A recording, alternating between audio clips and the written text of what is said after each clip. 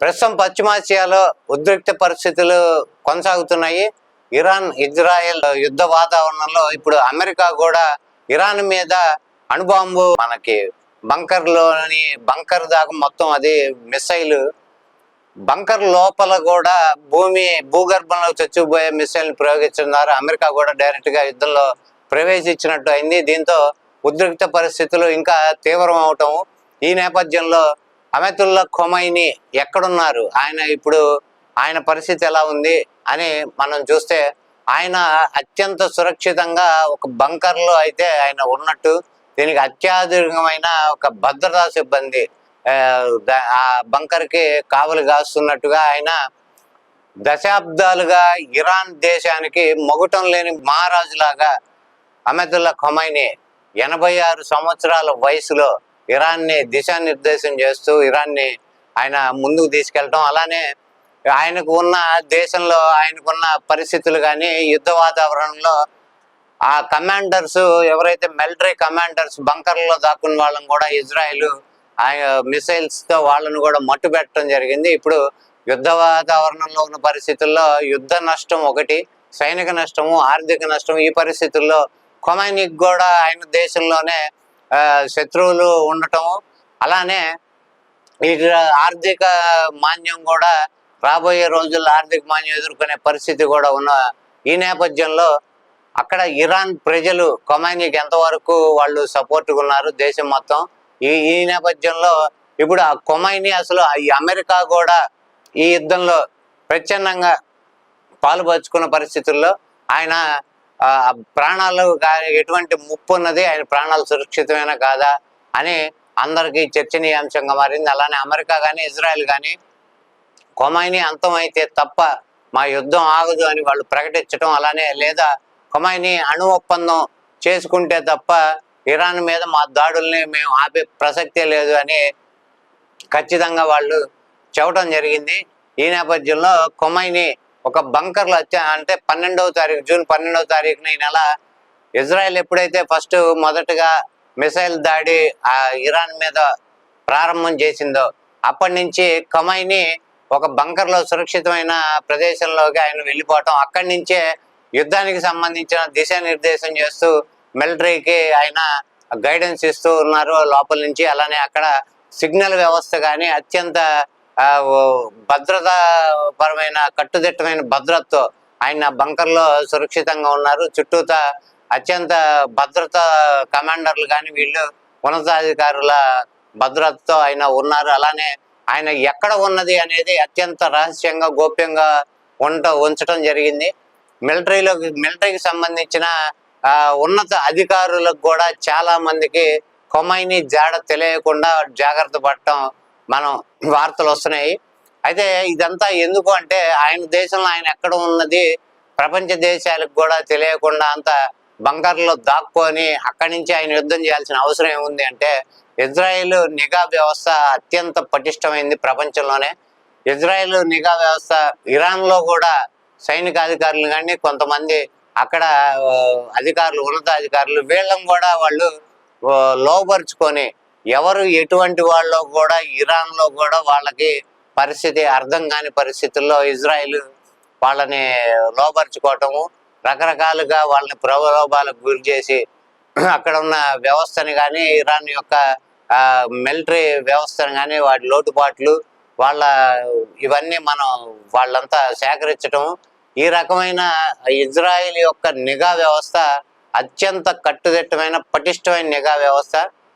ప్రపంచ దేశాల్లోనే అది నెంబర్ 1 వాళ్ళ నిఘా వ్యవస్థ. అయితే ఈ పరిస్థితుల్లో వాళ్ళకి ఇజ్రాయెల్కి చాలా ఈజీగా ఖొమైనీ ఆచూకీ తెలిసే అవకాశం ఉంది కాబట్టి మిలిటరీ ఉన్నతాధికారులకు కూడా చాలా మందికి తెలియకుండా ఖొమైనీ యొక్క ఆచూకీ తెలియకుండా సొంత దేశంలో వాళ్ళ మిలిటరీ ఉన్నతాధికారులకి ఆయన ఎక్కడుంది తెలియదు. అత్యంత తక్కువ మందికే ఖొమైనీ ఎక్కడ ఉన్నాడు, ఆయన భద్రత గురించి కానీ ఏదైనా కానీ ఒక స్పెషల్ స్క్వాడ్ వాళ్ళు పర్యవేక్షణలో ఆయన భద్రత కొనసాగుతుంది.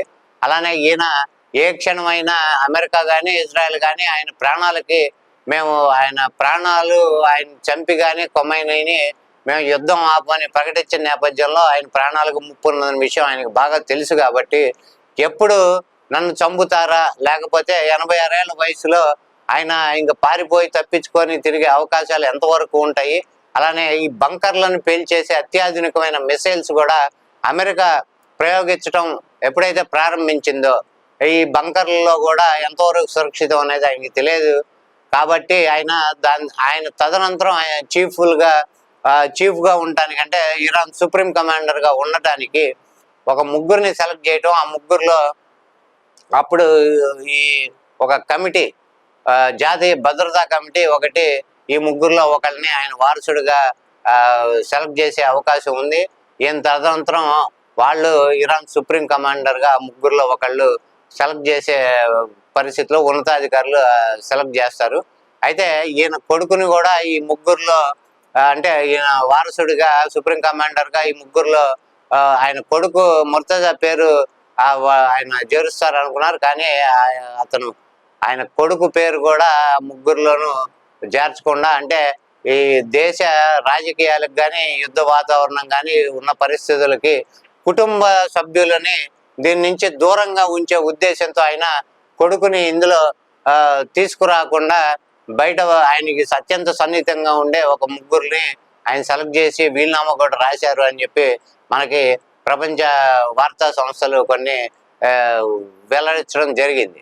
ఈ పరిస్థితుల్లో ఖొమైనీని మట్టుబెట్టే ప్రయత్నాల్లో ఇజ్రాయెల్, అమెరికా ఉన్న నేపథ్యంలో అమెరికా ఇక డైరెక్ట్గా ప్రచ్ఛన్నంగా యుద్ధంలోకి దిగింది కాబట్టి ఆయన ప్రాణాలకి ఎన్ని రోజుల వరకు ముప్పు లేకుండా ఉంటుంది, ఎంత త్వరగా ఆయన్ని అమెరికా దిగింది కాబట్టి అత్యాధునికమైన మిసైల్స్ కానీ ఆ వ్యవస్థ కానీ అమెరికా దగ్గర ఉంది కాబట్టి ఖొమైనీ అంతమే మా పంతం అని రెండు దేశాలు పోటీపడి కలిసి ఇరాన్ మీద ఈ దాడి, టెహ్రాన్ మీద కానీ ఆయన ఎక్కడ బంకర్లో ఉన్నారో మాకు స్పష్టంగా తెలుసు. ఖొమైనీ ఆచూకీ మేము ఆయనకి కొన్ని రోజులు గడువు ఇవ్వదలుచుకున్నాము. ఆయన మారి గనక ఈ మిసైల్ సంబంధించి అణ్వస్త్ర ఒప్పందానికి గనక రాకపోతే అతన్ని చంపటం ఖాయం అని ప్రకటించిన నేపథ్యంలో ఖొమైనీ యొక్క భద్రత కానీ ఆయన ప్రాణాలకు ముప్పు ఎలా వాటిల్లబోతుంది, ఆయన అన్ని రోజుల వరకు సురక్షితంగా ఉండగలరు.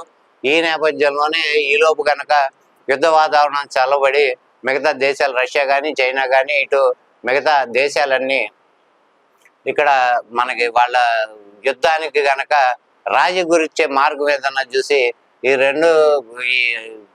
మూడో ప్రపంచ యుద్ధానికి దారితీసే పరిస్థితులు ఉన్నాయని వార్తలు వస్తున్న నేపథ్యంలో అగ్రదేశాలన్నీ కలిసి వాళ్ళ మధ్యలో సన్ని కుదిర్చి ఆ ఖొమైనీ ప్రాణాలకు ముప్పు రాకుండా ఆయనకి సురక్షితంగా చేసే పరిస్థితులు ఉంటాయా, లేదా ఇది యుద్ధం ఇట్లానే కంటిన్యూ అయ్యి ఖొమైనీ అంతమే మా పంతం అని వీళ్ళ ప్రకటన ఎంతవరకు అది ముందుకెళ్తుందో వేచి చూడాలి.